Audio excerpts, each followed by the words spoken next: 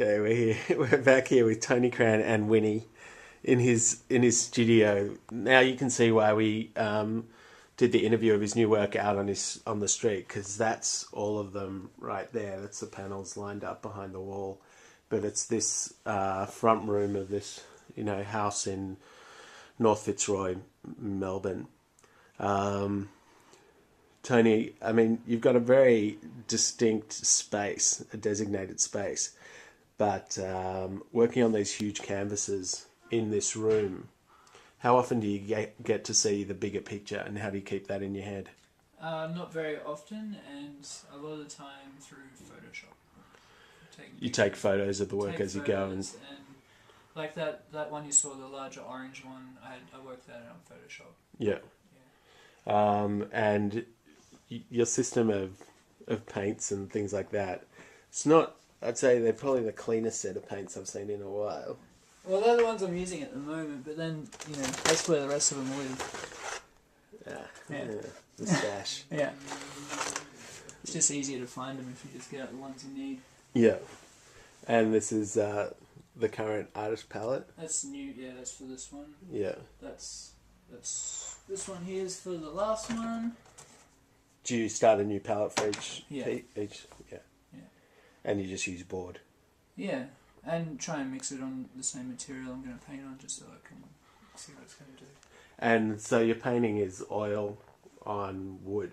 Yeah, wood, hollow core wood veneer doors. Yeah. And you get those just from a hardware store rather than from an art supply store? Yeah, definitely. Yeah. So much cheaper for the scale, plus they're going to be all uniform, they're going to slot together nicely. Yeah.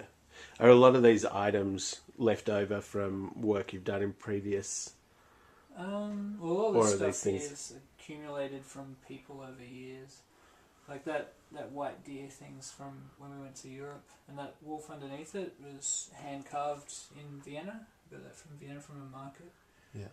I snuck it back through customs, all scared that they wouldn't let me bring wood back into the country. Various other bits and pieces. That jar of sand, that's from my hometown. I haven't been back there in over a decade, and it's a nice way to keep it. It's my hometown in a jar. Town in a jar. Yeah.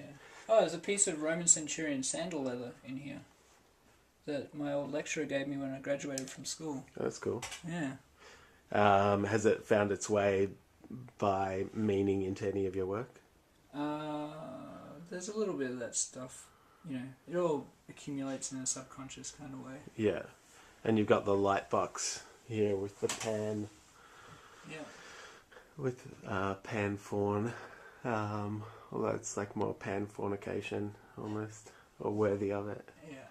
That's actually the same, like that image of that fawn is the same as what I've got tattooed on my leg that I got when I was, a teenager. Yeah. Yeah. And see that is that at the top there? Yeah, is that yours or is that someone else's? No, that's from an op shop. I got that from an op shop. It's and it's just to keep me in check actually, because it's painted on an old sheet, glued to some cardboard, nailed to some old fence posts, and it's really badly done, but so earnest and almost like desperately painted. And it seems, it's about this religious kind of communion object thing that, yeah. And it keeps you honest in what sense? That here's a piece of art that came from this kind of common denominator. Well, this is what art's for. Yeah. Like for me, that just makes me go, keep that in mind. This is where you started. This is what it's about, really. Yeah. And the pieces that are up here. That photo is a friend of mine, Benjamin Snakebite Rowett, did that. That's him in the foreground, and a friend of his is. Yeah, he does a lot of painting and video work and photographic stuff. And the smaller painting beside it is my girlfriend Mariana. That's a painting on top of a photograph from when she was a kid. So it looks like it's the 70s, but it's the 80s in Central Europe, Yeah. So Europe just naturally carries that sepia tone with it. Yeah, and also Czech Republic. Yeah. Post-commie thing. And so all these pieces up here on the door, I mean, we talked about Mr. Crudson over here as being one of kind of the artists you admire. Yeah. Are these all bits and pieces from... Yeah. I mean, obviously there's some photos of you guys, but... Well, that's Walton Ford. He's an American painter that... He's like descendant from this family that were like slave-owning rich bastards back in the day, and his family inherited these old paintings, like these kind of fauna and flora paintings from early American history. But then he's grown up to paint these historical narratives about various places and imperial societies in that same manner of those paintings, that he's grown up with them around him. Yeah. I love his stuff. If I could afford some, I'd have some. Yeah. Yeah, that's a Secession building in Vienna. Yeah, that's I think is that Hoffman that did that? Can't remember. So inspired by architecture too.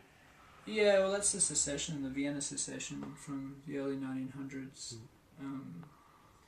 Yeah, they're my favorite painters and designers, I think. Yeah. This is actually Mucha. Alphonse Mucha, who you'd probably know him from those advertising things that he does. But he did these giant paintings that are like 6 meters by 4 meters, depicting the history of the Slavic race, and got no respect for it. Mm-hmm. Yeah. But he's found respect on your wall. Oh yeah. And then Egon Schiele up there. Yeah. Of course. Very cool. And here's some anatomical stuff again. The heart. Yeah. Yeah. I don't know if any of this stuff will ever get shown, like that and that skull with with all the stars on it. It's just, it's almost like that crafty thing that you do for film. Yeah. Do you ever wish, like, what would your ideal studio look like? My ideal studio would actually be an old aircraft hangar. Yeah. I'd love an old, like, rounded roof, open aircraft hangar. Even with, like, a rotting old plane in the corner. That would be awesome. And this stuff up here, like, next to Yoda, what's the thing to the right of Yoda? It's actually just off a photo of some fashion magazine that a friend of mine had. I just photographed it and printed it out. Yeah. But I like that hippie undead. Yeah. Yeah. Just because, there is such a stigma about any kind of hippie ideal or anything like that now, that I kind of like to think of the zombie hippie, the unkillable optimism. It's interesting. Damien Hirst just did a piece where he strips back in a similar way to expose the flesh of a famous Kate Moss image. Really? Yeah, and it looks really good, but it's kind of exploring that whole notion that, she's been around forever and that she can continue to be who she is. Yeah. While all of us others have to suffer mortality. Yeah. And Mad Max, it's great to see, talking to Australian artists and they've got poster of Mad Max on the wall.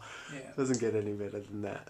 It's an awesome poster too. Look at I love the flat background as well, and that central image again. Yeah.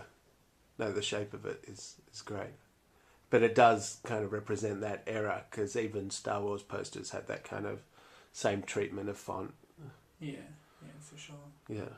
There's an animal chin poster above as well, from a very old skate movie. And the skateboards in the corner. Yeah, keep me sane. Are they designed? Do you have graphics on the bottom of them? No, only superstition graphics.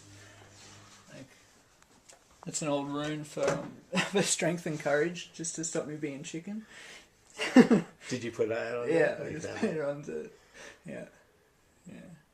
It looks like it works, given that there are a bunch of scratches on there.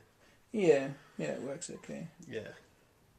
And this is part of that series that we were looking at outside. This is the next piece that will be 7 panels. Yeah, either 6 or 7.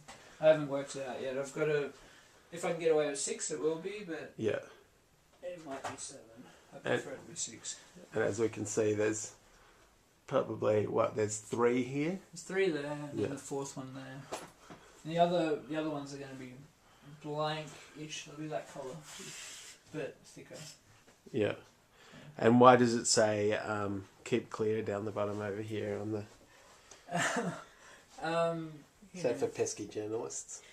No, it's just for, just while I'm working, so that I don't take it all, put too much weight in it and destroy things. Yeah. Yeah. Above it did say lean into it as well, but that seems to have vanished. Because you leant into it. Yeah. Well, thanks for sharing your space with us, Tony. We appreciate it. Thank you. Don't land on their faces.